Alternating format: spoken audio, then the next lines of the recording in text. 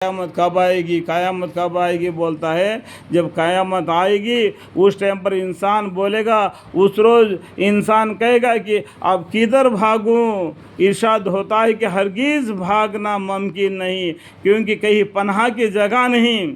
اس دن صرف آپ ہی کے رب کے پاس کا ٹھکانہ جانے کا ہے۔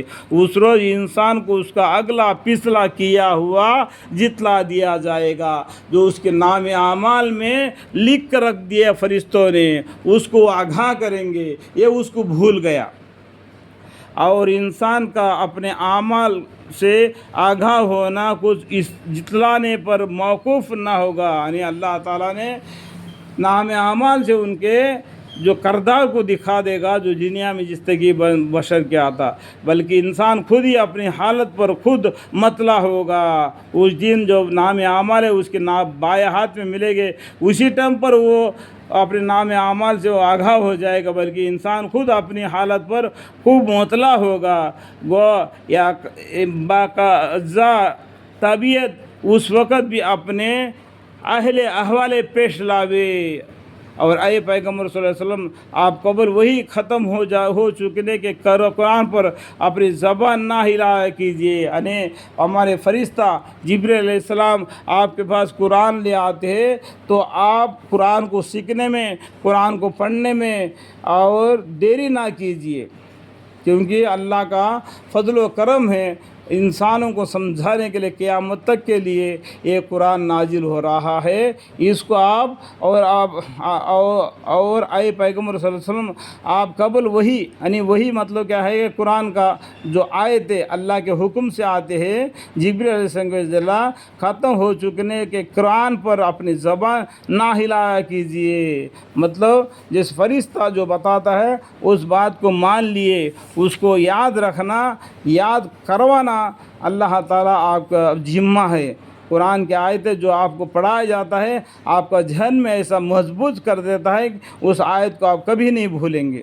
آپ یہ ان پڑھ تھے، جو وہی آتی تھے جو دوسرے صحابی سے لکھواتے تھے تو پوچھتے تھے کہ پڑھو آپ نے کیا لکھا، تو پڑھتے تھے، اس کے اندر جو اگر کوئی غلطی لکھا تو اس میں تبدیلی کرتے تھے، جس طریقے سے جبرائیل علیہ السلام نے بولا اسی طریقے سے قرآن کو بنایا پیغمبر صلی اللہ علیہ وسلم۔ اس کے ایک حرف بھی جھٹلانے کے قابل نہیں، آپ اس کو جلدی لیجئے، یعنی قرآن جب نازل ہوتا ہے تو اس کو جلدی لیجئے، اس کو آپ کا دل میں یاد رکھنا، یاد کروانا اللہ کا ذمہ ہے، ذمہ ہے آپ کے قلب میں، یعنی آپ کے قلب میں آئے گا دل میں، یہ آپ کے دل میں اس قرآن کو جمع دینا آپ کے قلب میں۔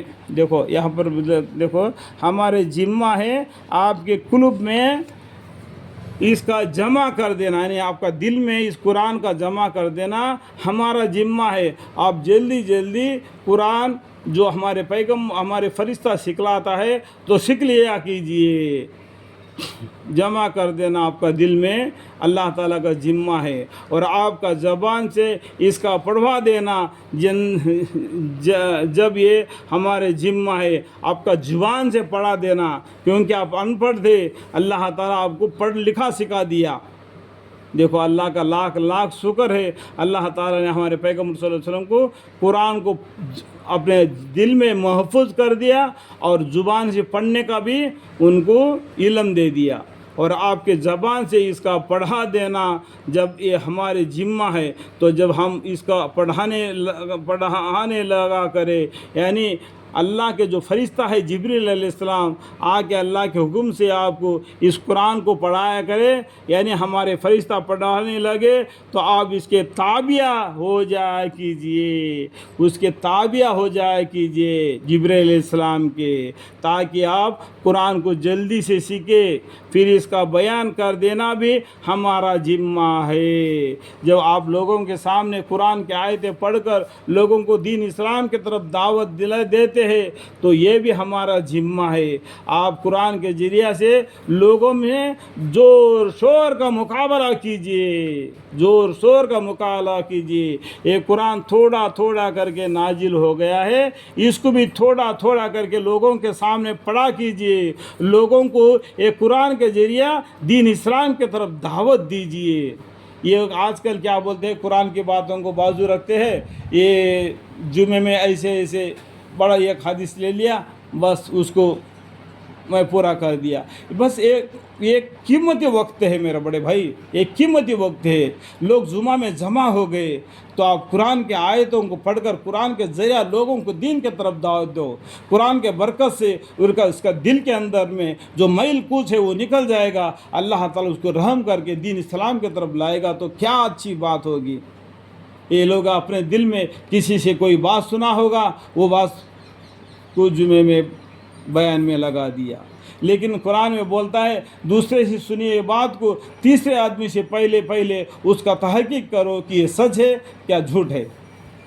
تو ہم اپنے علم سے, اپنے قرآن کے ذریعے سے لوگوں کو دین کے طرف دعوت دے. اللہ تعالیٰ کے قرآن کے برکت سے اس کا دل میں ایمان جمع ہو جائے اور اسلام کو قبول کرے.